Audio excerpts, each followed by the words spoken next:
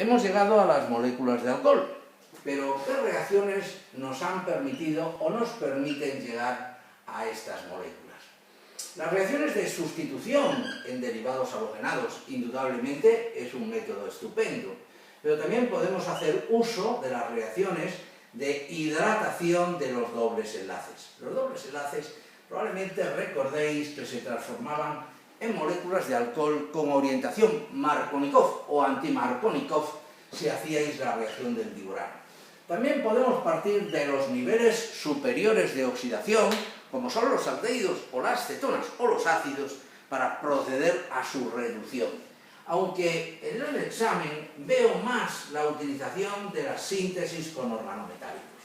Vamos a recordar que si nosotros a esta molécula le desconectamos este enlace, pensamos, ese enlace lo he formado yo, y lo he formado conectando un carbono positivo con un carbono negativo. El carbono positivo, el sintón, síntesis ion positivo, es este, y este es el sintón negativo. Pero ¿quiénes son realmente estos iones de síntesis que no tienen entidad real? El sintón negativo es un organometálico y el sintón positivo pues es una molécula de carbonilo. Fijaros, una molécula de aldehído.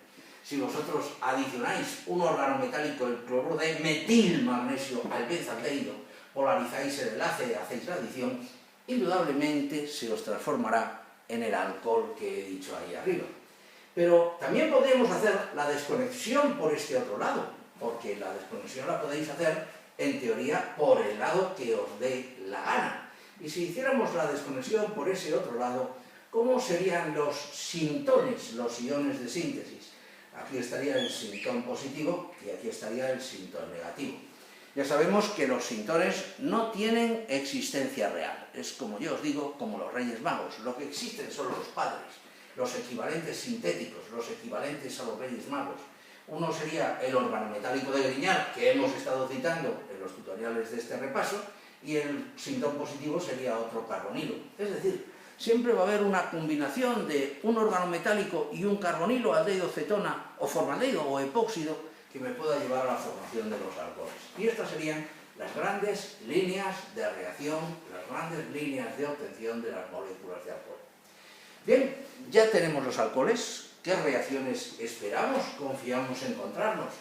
Los alcoholes desarrollan 5 grandes líneas de reacción. 5 grandes líneas.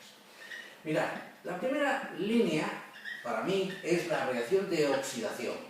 Para oxidar un alcohol podéis emplear el trióxido de cromo en piridina, podéis emplear el PCC, el clorocromito de piridinio, podéis emplear el reactivo de Schwerr, que es un reactivo extremadamente preciso. Cloruro de oxalilo, cloruro del ácido oxálico, en DMSO, en dimetilsulfóxido, en DMSO, a una temperatura de 78 grados bajo cero. Con ese reactivo, un alcohol de forma indiscutible, se transforma en un carbonilo. Bien, cuando habéis hecho las oxidaciones de los alcoholes a los carbonilos, de los alcoholes se transforman en los carbonilos, aldehídos o cetonas. Los alcoholes tienen una levísima acidez. Estamos hablando de una acidez inferior a la del agua, pKa 16, 17, pero tienen la acidez suficiente como para que con bases potentes, poderosas, como es el amiduro de sodio o el sodio metal, bien, forméis las sales de los alcoholes. Las sales de los alcoholes, estos señores la utilizan muchísimo para mezclarla con derivados halogenados, y contaros la historia de que la combinación de una sal de alcohol con un derivado halogenado es la síntesis de Williamson de éteres. Síntesis de Williamson. Los alcoholes parece que es un defecto el que sean los OHs agrupamientos malos salientes, lo son, lógicamente. Un OH es un extraordinario mal saliente porque es una base fuerte. Pero nosotros lo podemos transformar en un buen saliente haciendo la reacción con el cloruro del benceno sulfonilo. Con el cloruro de benceno sulfonilo o cloruro de paratolueno sulfonilo, esto sería el cloruro de paratolueno sulfonilo, cloruro de paratosilo, se pierde clorhídrico y se forman los tosilatos, extraordinarios salientes. Os recuerdo el ratio de velocidad. Cuando un cloro tiene una velocidad de reacción en una sustitución de 1, un plomo tiene una velocidad de 80, un iodo de 150, un tosilato lo tiene de 200. Un flúor, que nunca lo citamos, es 10 a la menos 3, es 1000 veces más lento que un cloro. Bien, señores, esa es una de las reacciones. Y otra de las reacciones posibles que hay en las moléculas de alcohol es el tratamiento con un medio ácido en caliente. Con medio ácido en caliente, el alcohol se deshidrata y forma alquenos. No perdáis de vista que esa reacción va por un mecanismo de carbocationes, con todo lo que conlleva el que tú formes un carbocatión, de resonancias, de transposiciones, en fin, de lo que sea, de racemizaciones, en este caso no procede. Y transformar las moléculas de alcohol en moléculas de derivados halogenados es la quinta y última línea que hay en los alcoholes. Si tú transformas un alcohol en un derivado halogenado, lo puedes hacer empleando hidrácidos, bromhídrico, clorhídrico en caliente. Pero ojo, eso va por un mecanismo de carbocationes, eso es una SN1, un mecanismo de protono, oxonio, pierdo agua, formo el carbocatión con las consecuencias que tiene. Si quieres que el grupo hidroxilo se sustituya por un átomo de halógeno, pero que se desarrolle por un mecanismo concertado, entonces tienes que optar por otro tipo de reactivos, por ejemplo, el tribromuro de fósforo, el pentabromuro o el cloruro de tionilo. Tener presente esto, los alcoholes, 5 grandes reacciones, 5. Y en esas 5 grandes reacciones, hablamos de las reacciones de oxidación, de las formaciones de sales, de las reacciones de transformación en buenos salientes, tosilatos, grosilatos, tiflatos. También podemos sustituir el OH por un bromo o por un cloro y la reacción de deshidratación. Bien, si nos tenemos que ir a la química de los éteres, la química de los éteres deriva o se relaciona con la química de los alcoholes, pues, puesto que se obtienen normalmente, hay más métodos, pero se obtienen normalmente por reacción de un alcohol con un derivado halogenado. Un alcohol en forma de sal con un derivado halogenado. En los éteres, que son sistemas de enmascaramiento, son sistemas de protección, lo único que hay que saber es hacerlos y romperlos, formarlos y desconectarlos. Y la única reacción para romperlos es el tratamiento con hidrácidos, iodídrico, clorhídrico, bromhídrico, con el que queráis.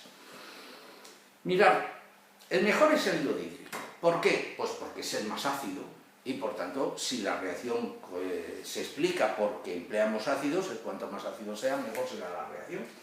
Fíjense que el mecanismo será protono, formo el compuesto de oxonio y ahora, atención, ese carbono lo voy a pintar en 3D para que entendáis en 3D qué es lo que sucede.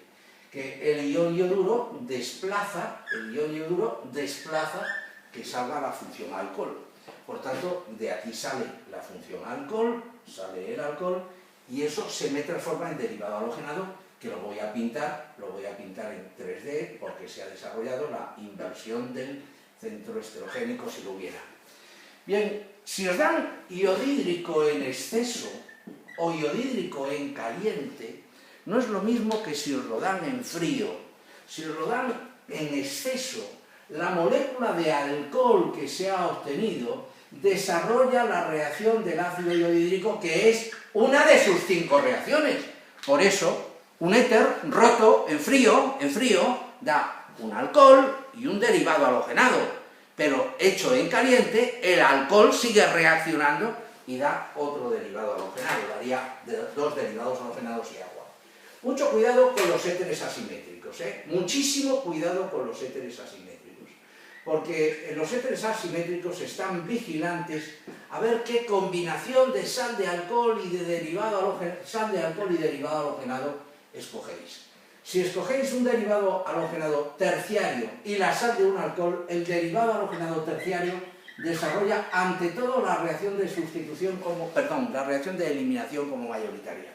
Aquí habría que escoger la sal del alcohol terbutílico con la molécula de derivado halogenado que no puede desarrollar la eliminación, o sea, aquí se desarrollaría la eliminación y la sustitución y la eliminación sería puramente no habría eliminación, También, ojito con las moléculas de éter que tienen radicales fenilos, porque los éteres con radicales fenilos, fijaros que esta desconexión, esta combinación, esta hipotética obtención, sería combinar una molécula de cloro-bromo-benceno con la sal de un alcohol. Y hemos quedado que un halógeno unido a un anillo aromático no se sustituye, sino que elimina, adiciona, pasando por intermedios de tipo bencino. Fijaros cómo si la sal del alcohol la pintáis en este lado, en la sal del benceno, y el derivado halogenado lo pintáis aquí, entonces la reacción es perfecta. La reacción es perfecta y tendría un gran rendimiento. Bien, y me queda por repasar la química del nitrógeno, la química de las aminas. Vamos a ver, en la química de las aminas, pues yo os diría que el método más normal que vais a tener es tratar los derivados halogenados con amoníaco. En las aminas, cuatro grandes reacciones que les haremos a alguna de ellas un tutorial monográfico. 1. Con derivados halogenados en exceso para formar las sales de amonio cuaternario, con compuestos de carbonilo para perder moléculas de agua y formar las iminas o bases de SIF, con moléculas de haluro de ácido para perder clorhídrico y formar las amidas, que estas las utilizamos como reacciones de enmascaramiento, de protección del carbonilo. Y por último, y ya la hemos citado, con nitrito de sodio en exceso de clorhídrico a baja temperatura para obtener la correspondiente sal de diazonio. En tutorial aparte voy a repasar lo de los amonios cuaternarios.